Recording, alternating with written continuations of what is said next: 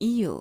깨달음을 얻는 또 다른 방법으로 유체이탈한 것도 있는데 이는 극도로 깊은 입정 상태에서 가능한 일입니다.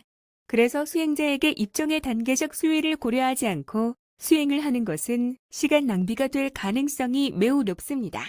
유체이탈은 영혼과 육체가 분리된 상태를 의미합니다.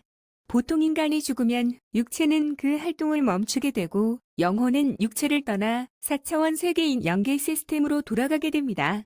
유체이탈과 죽음의 절차는 유사한 측면이 있지만 육체가 영원히 활동을 멈춘 상태로 분리되기 때문에 이를 죽음이라고 표현하며 육체가 최소한의 기본적인 생명 활동을 유지한 상태로 영혼과 분리가 되는 것을 유체이탈이라고 합니다. 참고로 유체이탈은 본인의 육체 속에서가 아닌 외부의 어떤 다른 위치에서 세상을 인식하는 것과 같이 느끼게 되는 현상입니다. 100중 적어도 5명에서 많게는 35명 정도까지 자신의 인생에서 한 번 이상 유체이탈을 경험한다고 합니다. 유체이탈을 이해하는 가장 쉬운 방법으로는 꿈을 예로 들 수가 있습니다. 누구나 꿈에서 우리는 전혀 가보지 않은 곳을 가보는 경험을 해봤을 것입니다. 당시에는 단지 꿈이라 생각했었지만 이를 현실 생활에서 며칠 후에 꿈에서 본 똑같은 곳을 가게 되는 경험을 가끔 하게 됩니다. 이를 데자뷰 현상이라고 합니다.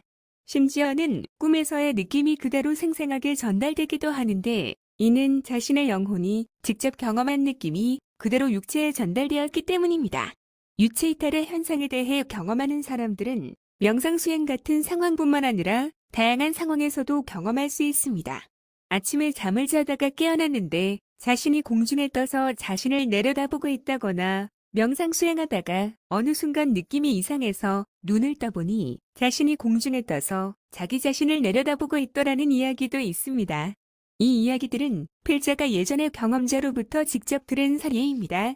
또한 유체이탈을 통해 영혼의 세계인 천국과 극락, 낙원, 지옥도 가봤었다는 등 우리 주변에는 알게 모르게 유체이탈에 대해 경험한 사람들이 많이 있습니다. 이런 현상들을 종합해 볼 때 유체이탈 현상은 전혀 없는 것을 만들어낸 것은 아닙니다. 그리고 유체이탈은 사후에 경험하게 되는 임사체험과도 매우 유사합니다. 앞에서도 설명했지만 유체이탈과 임사체험은 영혼이 육체와 분리되면서 일어나는 현상이기 때문에 영혼의 세계를 경험하거나 본인의 육체를 외부 시점에서 보게 되는 등 육체와 분리되면서 나타나는 현상을 경험하게 되는 것도 거의 유사합니다. 깨달음을 목적으로 수행하는 사람에게 유체이탈은 매우 중요합니다. 유체이탈을 통해 육체를 벗어나 영혼의 세계에 존재하는 특정한 장소에 직접 가서 배울 수 있는 방법이기 때문입니다. 깨달음을 깨우치기 위해 유체이탈이 꼭 필수적인 것은 아니지만 한 번쯤은 경험해 볼 만한 것이기도 합니다.